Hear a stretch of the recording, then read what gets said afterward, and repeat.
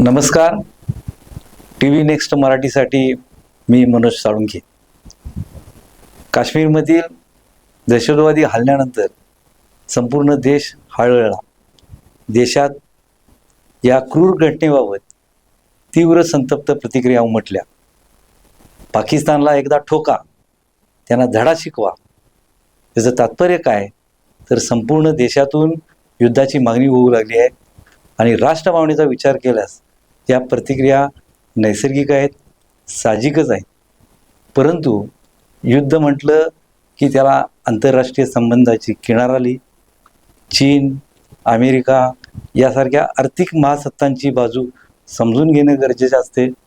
सरकारसमोर काय पर्याय आहेत याबाबत जाणून घेऊया आंतरराष्ट्रीय घडामोडीचे विश्लेषक श्रीराम पवार सर यांच्याकडून. पहलगाममधील दहशतवादी हल्ल्यानंतर देशात संतापाची प्रचंड लाट उसळली आहे, जनक्षोभ उसळलेला आहे आणि साहजिक आहे या सगळ्या भावना सगळ्या. पण या सगळ्या परिस्थितीत किंवा या सगळ्या बॅकग्राऊंडवर की भारतासमोर आता काय पर्याय आहे? नाही तर पहलगामच्या हल्ल्यानंतर आपण म्हणाला तसं सामान्य माणसांमध्ये संतापाची लाट आहे ती अगदी उघड दिसते आणि त्याचं प्रतिनिधित्व मग राजकीय नेते पण करतायत. हे अगदी पंतप्रधानांनी सुद्धा जे सांगितलं की पृथ्वीच्या शेवटपर्यंत आम्ही त्यांना सोडणार नाही दहशतवाद्यांना, आणि ती एक सामान्य माणसाची भावना एका अर्थानं पंतप्रधान व्यक्त करतात. त्यामुळं हे सरकार या हल्ल्याला नक्कीच प्रतिसाद देईल. फक्त प्रश्न असा असतो की सामान्य माणसाची प्रतिक्रिया आणि इतक्या सिरियस गोष्टीवर निर्णय घेणारं सरकार यांच्यामध्ये फरक आहे. याचं कारण सहजपणे माणसं मागणी करू शकतात की युद्ध करावं. म्हणजे प्रतिक्रिया आपण बघतो समाज माध्यमांवर, TV वर, याच्यावर की आता पाकिस्तानला एकदाचा हे काय नाही धडा शिकवायची गरज आहे. आणि धडा शिकवायचं म्हणजे काय, प्रत्येकाच्या कल्पना वेगळ्या आहेत. म्हणजे पाकव्याप्त काश्मीर ताब्यात घ्यावं, पाकिस्तानचे तुकडे करावेत, असे वेगवेगळ्या प्रकारच्या गोष्टी लोक बोलतात. आता हे सगळं करत असताना भारताचं सरकार म्हणून त्यांनी रिस्पॉन्स कसा द्यावा, तर याच्यावर निश्चितपणे वरिष्ठ पातळीवर चर्चा होत असणार आहे. ते पण स्वाभाविक आहे. प्रश्न असा आहे की समोर पर्याय काय शकतात. तर सुरुवातीचे जे डिप्लोमॅटिक पर्याय आहेत ते झाले. म्हणजे सिंधू पाणी वाटप पाकिस्तानच्या नागरिकांना बाहेर पाठवून झालं. लेटेस्ट त्यातला ताज्या निर्णय म्हणजे पाकिस्तानमधल्या काही यूट्यूब चॅनलवर बंदी घातली की जी यूट्यूब चॅनल चुकीची माहिती भारतात पसरवत आहेत असा त्यांच्यावर आक्षेप आहे. आता जेव्हा युद्धजन्य परिस्थिती होती किंवा ॲक्च्युअली युद्धाची परिस्थिती होती तेव्हा माहिती हे हत्यार बनतं. माहिती किंवा अपमाहिती म्हणजे चुकीची माहिती, फेक न्यूज किंवा न्यूज, हे दोन्ही हत्यार बनून येतं. प्रतिस्पर्ध्याचं मॉरल डाऊन करणं याच्यासाठी वापर केला जाऊ शकतो किंवा प्रपोगंडासाठी वापर केला जाऊ शकतो. एक खूप जुनं प्रकरण आहे, सगळ्या प्रकारच्या युद्धात होतं. दुसऱ्या महायुद्धात तर याच्यावर अनेकांनी त्याच्यावर थेरीज तयार केल्या, रिसर्च झाला आहे की कशा प्रकारे चुकीच्या माहितीचा माया केला जातो आणि त्यातून जनमानस बदललं जातं. हे जर्मनीनं मोठ्या प्रमाणावर केलं होतं, रशियानं केलं होतं. हे सगळं जगभर हे होत असते.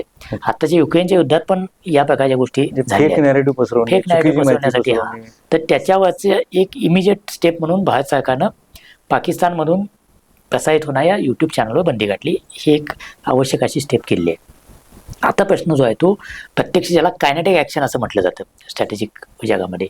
तर कायनेटिक ॲक्शन म्हणजे ॲक्च्युअल ट्रूप मूव्ह करायचे किंवा हवाई हल्ला स्वरूपाची कारवाई करायची. आता याच्यामध्ये ऑप्शन काय काय शकतात, तर जसा होळीनंतर हल्ला केला म्हणजे काय केलं, तर आपण पाकव्याप्त काश्मीरमध्ये घुसून काही चौक्या उद्ध्वस्त केल्या, दहशतवाद्यांचे तळ उद्ध्वस्त केले आणि नंतर जाहीर केलं की आम्ही ॲक्शन घेतली. त्याच्या आधी 2012, 13, 14 या काळामध्ये अशा प्रकारच्या ॲक्शन भारताकडून झाल्या होत्या. म्हणजे भारतीय जवानाचं शिर कापलं अशी जी संतापजनक बातमी आली त्याचा बदला भारतानं नंतर घेतला होता, पण ते जाहीर केलं नव्हतं. याला कोवर्ट ऑपरेशन म्हणतात की त्या देशाला धडा तर शिकवायचा, त्यांना जाणीव करून द्यायची की आम्ही हे सहन करणार नाही. सहन करणार नाही म्हणजे काय, तर आम्ही तुमच्या ताब्यात असल्या प्रदेशात घुसून हल्ला करू. हा एक भाग आहे. कोवर्ट म्हणजे जाहीर न करता, ओवर्ट म्हणजे प्रत्यक्षात जाहीर करून, जसा होळीनंतर केला. त्यानंतर जी स्टेप होती ती बालाकोटमधली. म्हणजे पुलवामाच्या हल्ल्यानंतर बालाकोटमध्ये भारतानं हवाई हल्ला केला. बालाकोटमधल्या दहशतवादी तळावर पिनपॉईंट हल्ला केला आणि तिथला दहशतवादी स्थळ उद्ध्वस्त केला असं आपण जाहीर केलं. तो सगळ्या जगासमोर केला हल्ला होता. त्यामुळं पाकिस्ताननं पण त्याच्यावर उत्तर द्यायचा प्रयत्न केला. मग त्यांची विमानं भारताच्या दिशेने आली वगैरे वगैरे, ते आपल्याला माहिती आहे सगळं. तर तो हल्ला हा जाहीरपणे केलेला हल्ला होता. आता काय आहे की त्याच्या पलीकडे काहीतरी करावं लागेल असा आत्ताचा जनमानसाची भावना पण आहे.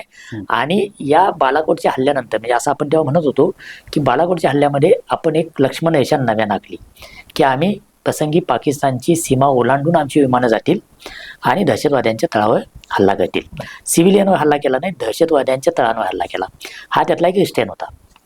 पाकिस्तानच्या लष्करी इस्टॅब्लिशमेंटवर पण थेट हल्ला नव्हता, पण तिथं जर पाकिस्तानचं लष्कर त्यांना काही संरक्षण पुरवत असेल तर त्याच्यावर मात्र निश्चितपणे आपण त्याला एक इशारा दिला होता. तर या प्रकारचा हल्ला ही एक नवीन लक्ष्मण रेषा होती. आता त्याच्या पलीकडं जावं का लागेल, कारण त्या हल्ल्यानं सुद्धा पाकिस्तान दहशतवादी कारवायांपासून बाजूला झालेलं नाही. हे आपल्याला नंतर पण अनेक कारवायांमध्ये दिसलं आणि आता परवाच्या पहलगामच्या हल्ल्यामध्ये ते अतिशय स्पष्टपणे दिसले. मग आता त्याच्यामध्ये काय ऑप्शन असू शकतात, तर स्ट्रॅटेजिक कम्युनिटीमध्ये खूप वेगळ्या पर्यायांवर चर्चा आहे. चर्चा काय म्हणजे बालाकोट सारखाच पण अधिक सिरियस हल्ला करता येऊ शकतो असं अनेक तज्ज्ञ सांगतात. म्हणजे काय, तर मुझफ्फराबाद हा जो काही पाकव्याप्त काश्मीरमधलं महत्त्वाचं शहर आहे किंवा त्याला जे आझाद काश्मीर असं पाकिस्तान म्हणते, आपल्या दृष्टीने तो भारताचाच भाग आहे. तर त्याच्या राजधानीचं शहर म्हणता येईल अशा प्रकारचा ते शहर आहे. तर तिथं दहशतवाद्यांच्या खूप मोठ्या प्रमाणात ऍक्टिव्हिटीज आहेत. प्रशिक्षणाचे तळ वगैरे आहेत काश्मीरमध्ये. तर तिथं मोठ्या प्रमाणावर हवाई हल्ले करायचे आणि ते तळ संपूर्ण उद्ध्वस्त करून टाकायचे. अशा प्रकारची ऍक्शन होऊ शकते. लष्कर तोयबाचा एक मोठा तळ लाहोरपासून साधारण 30 किलोमीटर अंतरावर मोहितके नावाचं लष्कर तोयबाचं हेडक्वार्टर आहे. जमात उद दावा, लष्कर तोयबा वगैरे नावं बदलून त्या संघटना काम करत असतात. हाफिज सय्यदची झकीव लखवीची संघटना आणि तिचा या TIF नावाचं जे नवं संघटन आत्ताच्या पहलगामच्या हल्ल्याची ज्यांनी जबाबदारी स्वीकारली आहे ती लष्कर तोयबाचाच भाग आहे असा आपला रेजिस्टन्स फोर्स. हा, रेजिस्टन्स फोर्स ते लष्कर तोयबाचाच भाग आहे असं आपलं म्हणणं आहे. आणि त्यानुसार लष्कर तोयबाच्या मुख्यालयावर मोहितकेचा हल्ला होऊ शकतो आणि तो सिरियस हल्ला असू शकतो म्हणजे पर्याय म्हणून अनेक तज्ज्ञ सांगतात.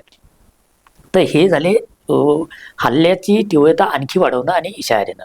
त्याच्या पुढचा भाग आहे तो युद्ध. तर त्या युद्धामध्ये दोन प्रकार आहेत. एक कन्व्हेन्शनल फुल ब्लोन वॉर की ज्याच्यामध्ये दोन्ही सेना ह्या पूर्ण युद्धात उतरतील. त्याच्यामध्ये अनेक आघाड्या असू शकतात. काश्मीरची आघाडी आहे, पंजाब भागातली आघाडी आहे, गुजरातमध्ये आहे, राजस्थानमध्ये आहे किंवा गरज पडली तर कराचीच्या बाजूनं नौदलाकडूनचा हल्ला आहे. अशा अनेक प्रकारच्या शक्यता असू शकतात ज्याच्यावर पुन्हा अनेक तज्ज्ञ वेगवेगळी मतं व्यक्त करतात. आता यातलं कुठंपर्यंत जायचं हे सरकारनं ठरवायचं आहे. याचं कारण एकदा युद्ध सुरू झाल्यानंतर म्हणजे एक क्लासिक उदाहरण सांगितलं जाते की 2001-2च्या वेळेला जेव्हा भारताच्या संसदेवर दहशतवादी हल्ला झाला तेव्हा भारताची पोझिशन अशी होती की आपण आता धडा शिकवायचा आणि मोठ्या प्रमाणावर सैन्य मोबिलाईज केलं होतं. वाजपेयींचं सरकार होतं आणि तेव्हा ऑपरेशन पराक्रम या नावानं एक ऑपरेशन ठरलं होतं की ज्याच्यात ते प्रत्यक्षात आलं नाही पण ते ठरलं होतं. त्याचे तपशील नंतर अनेक सेना अधिकाऱ्यांनी केले आहेत. अलीकडेच जनरल पनाग जे नॉर्दर्न कोरचे कमांडंट होते त्यांनी एक मुलाखत आणि त्यांच्या लेखामध्ये पण याचे उल्लेख केले आहेत. तर तेव्हा असं म्हणतात म्हणजे आता हे पुन्हा ज्यांनी वाजपेयींना बघितलं त्या लोकांनी सांगितल्या आठवणींमधली एक आठवण आहे. वाजपेयींनी असं विचारलं की आपल्याला पाकिस्तानला धडा शिकवायचा एक आहे, धडा लष्करीदृष्ट्या शिकवायचा हे पण आपण करू शकतो. एकदा आपण ठरवलं की भारतीय लष्कर ते कळेल याच्याबद्दल मला काही शंका नाही. पण हे युद्ध कशामुळे ओळखलं जाईल, जसं बांगलादेशचं युद्ध बांगलादेश लिबरेशनचं वॉर आहे, कारगिलचं युद्ध हे कारगिलच्या टेकड्यावर आपण पाकिस्तानला हुसकावून लावलं त्यासाठीचं वॉर आहे. तर हे युद्ध कशासाठी म्हणजे याचा अल्टिमेट गोल काय. त्यामुळं कुठलंही युद्ध करायचं असेल म्हणजे एखादी सर्जिकल स्ट्राईक करणं वेगळं आणि युद्ध करणं वेगळं. तर त्या युद्धाचा पॉलिटिकल एम काय आहे, राजकीय त्याचं उद्दिष्ट काय हे स्पष्ट असावं लागतं. आणि मग युद्धाचा परिणाम हा नंतर तपासताना राजकीय उद्दिष्ट साध्य झालं की नाही याच्यावर ते ठरत असतं. त्यामुळे आता जर आपल्याला त्या दिशेने जायचं असेल तर आपला पॉलिटिकल मोटिव्ह काय आहे. युद्धाचा विषय तुम्ही काढला, युद्ध सदृश हालचाली पण सुरू झाल्यात, रणनीती आखली, कूटनीती सुरू झालेली आहे.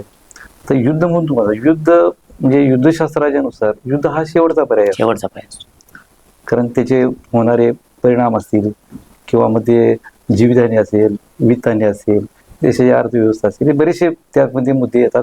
आंतरराष्ट्रीय संबंधाचा त्यामध्ये भाग असतो. मग अशी POKचा सुद्धा विषय काढा मी पाक व्याप्त काश्मीरमध्ये.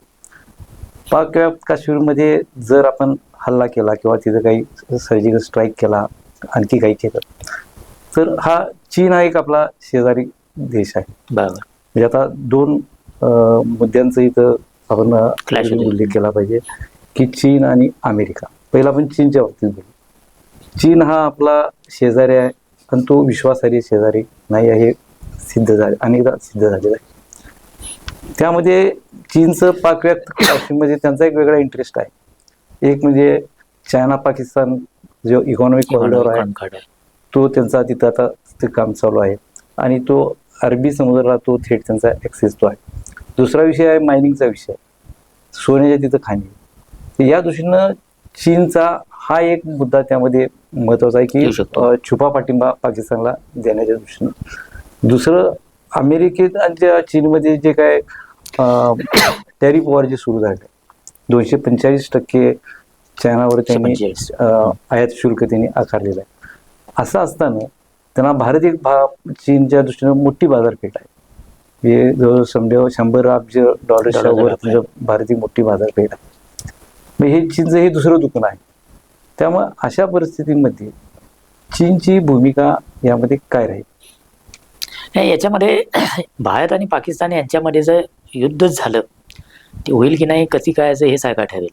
पण युद्ध झालं तर सगळ्या जगातल्या फोर्सेसचा काही ना काहीतरी त्याच्यावर निश्चितपणे त्यांची भूमिका असेल. म्हणजे मी मग ज्या ऑपरेशन पराक्रमचा उल्लेख केला तेव्हा ब्रिटनचे पंतप्रधान आणि अमेरिकेचे रम्सफेल्ड नावाचे तेव्हाचे मंत्री, त्या दोघांनी मध्यस्थी करण्याचा प्रयत्न केला होता. ते सबकॉन्टिनेंटमध्ये येऊन गेले होते आणि ते टेन्शन कमी करण्यासाठी त्यांनी प्रयत्न केला.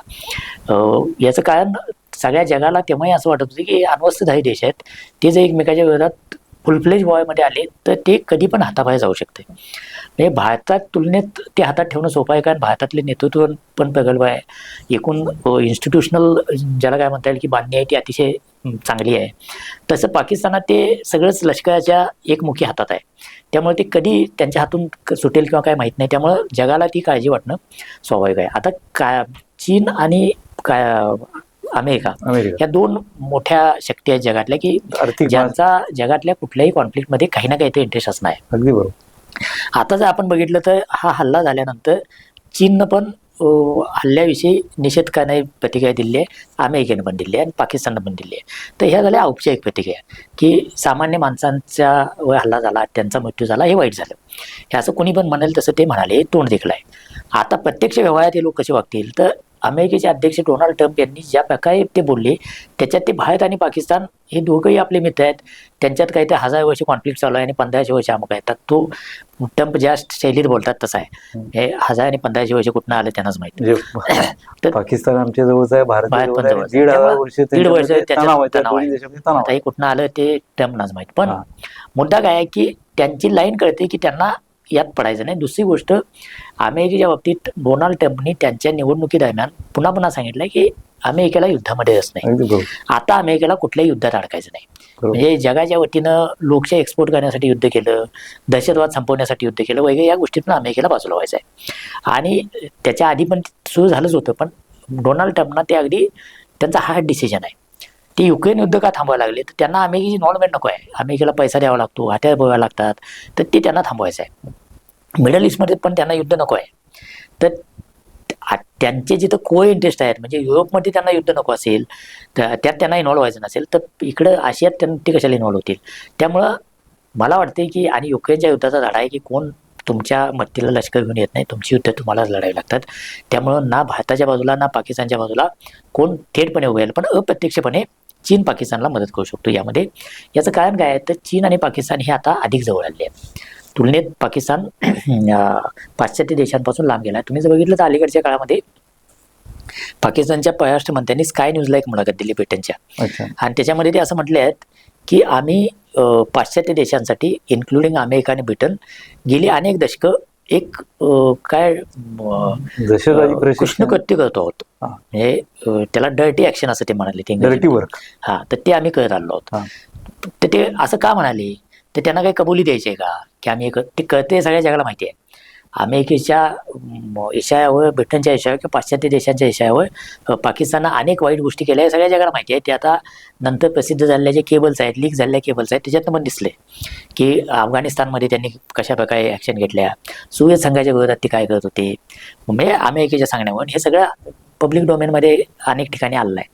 तर ते पाकिस्तानचा संरक्षण म्हणते एका मुलाखतीत जाहीरपणे का सांगतो, तर त्यांना एका अर्थाने हे पाश्चात्य देशांना सांगायचं आहे, आई बाबांनो तुमच्यासाठी आम्ही काय काय केलं अच्छा, आणि आता तुम्ही काय करणार का नाही, आम्ही तुमच्यावर उपकार केले नाही, त्या हा तर तुम्ही काय करणार का नाही, अशी ती आठवण करून आम्ही देण्याची अडचणीत आहोत. ती भूमिका आहे. पण हा. असं असलं तरी पाश्चात्य देश काही उघडपणे पाकिस्तानला मदत करतील अशी शक्यता नाही.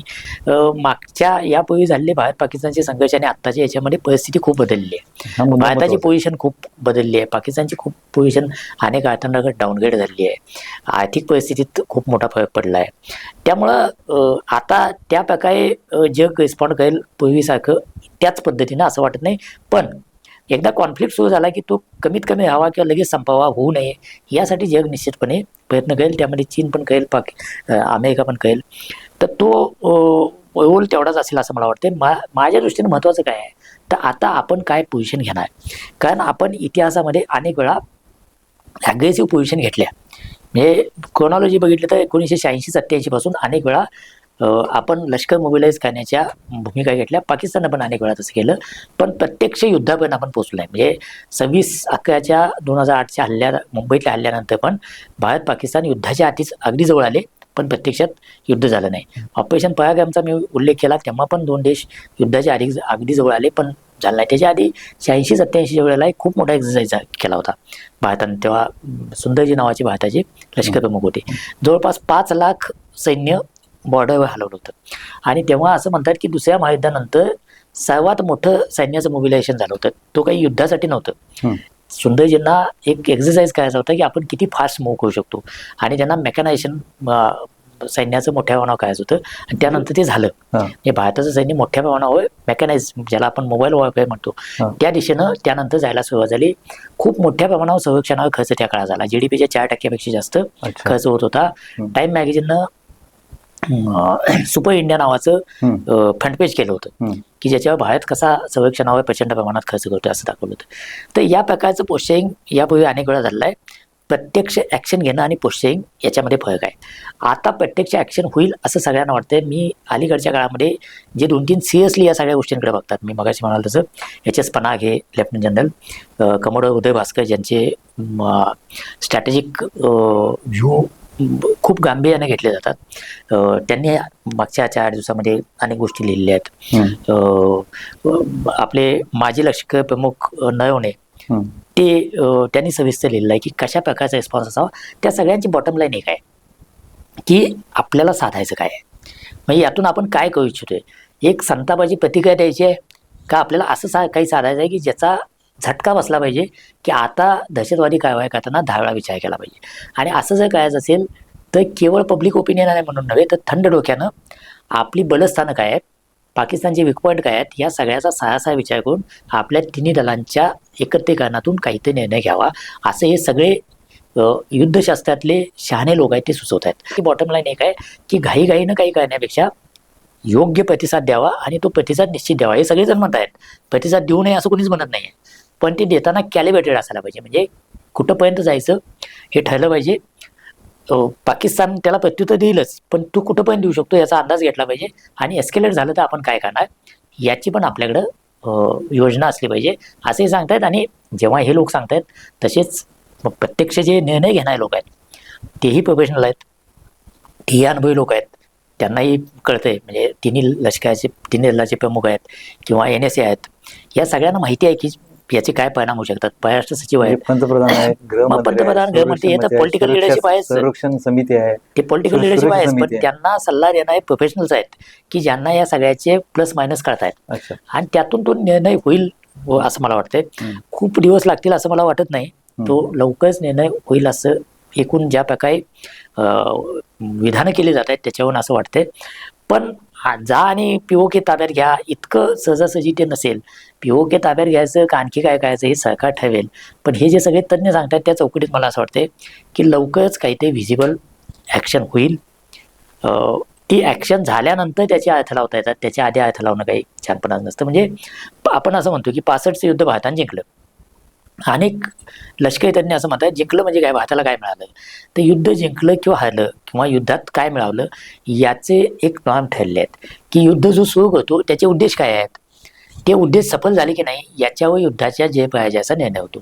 65च्या युद्धामध्ये काश्मीर ताब्यात घेणं हा जर पाकिस्तानचा उद्देश असेल तर तो असफल झाला. भारताच्या लष्करी क्षमतेला सिरियसली ब्लो करणं असा जर पाकिस्तानचा उद्देश असेल तो असफल झाला. उलटं भारतानं पाकिस्तानच्या मर्यादा दाखवून दिल्या, पॅटर्नसारख्या रणगड्यांची खुळखुळा केला. यातून सिद्ध काय झालं, कदाचित आपण भूमी जिंकली नसेल फार, पण पाकिस्तानचे सगळे उद्देश पराभूत झाले म्हणून भारताने युद्ध जिंकलं. हे पाकिस्तानला एक चपराक बस. एकाहत्तरच्या युद्धात आपला स्पष्ट उद्देश काय होता, तर पाकिस्तान पासून बांगलादेश बाजूला करणं, बांगलादेशच्या स्वातंत्र्याला मदत करणं हा अतिशय स्पष्ट उद्देश होता. तो आपण सिद्ध केला म्हणून भारताने युद्ध जिंकलं. 65च्या युद्धात पाकिस्ताननं त्यांचं स्वतःचं मूल्यमापन केलं. कारगिलमध्ये जेव्हा पाकिस्तान आलं तेव्हा त्यांचा हे काय होता, तर हाईटवर बसायचं आणि लेहला जाणारा जो हायवे आहे तो कट करायचा आणि तो एकदा कट केला की मग पाकिस्तानमध्ये घुसखोर आणि पाकिस्तानची आर्मी जाईल, अशा प्रकारचं ते डिझाईन होतं. तर आपण उंचीवर असलेल्या शत्रूला परत पाठवू शकलो म्हणून आपण युद्ध जिंकलं.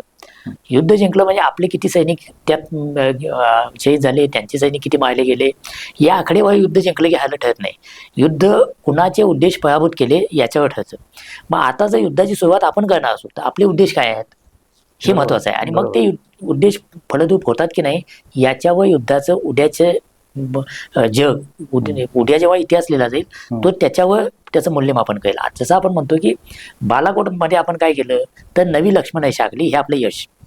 पण 6 वर्षानंतर काय लक्षात येतं की त्यामुळे दहशतवादी हल्ले थांबले नाहीत. तसं या पहलगाम नंतर आपण जी काही कारवाई करू किंवा पाकिस्तान जे काही करेल त्याचं मूल्यमापन कसं केलं जाईल, तर त्याच्यामध्ये डिटर्न्स म्हणून आपण काय ठेवलंय किंवा पाकिस्ताननं काय ठेवलंय, पाकिस्तानचे याच्या मागचे उद्देश काय आहेत, तर त्यातलं काय सफल झालं आणि काय असफल झालं याच्यावर त्याचं मूल्यमापन होईल.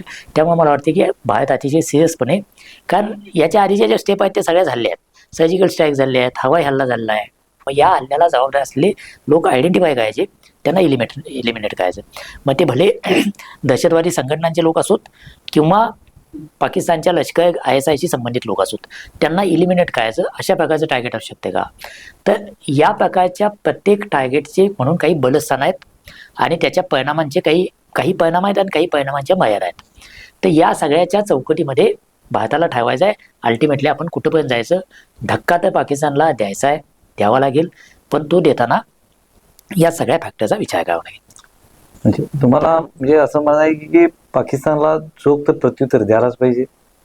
पाकिस्तानचं मर्मस्थळ काय आहे त्याच्यावर बोट ठेवायला पाहिजे, त्याच्यावर हल्ला करायला पाहिजे आणि आपली बलस्थानं काय आहेत याचा एक जे काही संरक्षण तज्ञ आहेत किंवा जे काही नेतृत्व आहे त्यांनी एकत्र बसून विचार करून त्यानुसार पुढचा प्रतिसाद देणं गरजेचं आहे. भारत पाकिस्तानच्या वाढत्या तणावाच्या पार्श्वभूमीवर अनेक पर्याय सरकारसमोर आहेत. त्याची सविस्तर चर्चा आता या कार्यक्रमात झाली. भारतीयांच्या पाकिस्तान विरोधातील भावनांची गंभीर दखल घेऊन योग्य पर्याय निवडण्यासाठी सरकार सक्षम आहे. TV नेक्स्ट मराठीच्या कार्यक्रमात सर आपण सहभागी झालात त्याबद्दल आभारी आहे.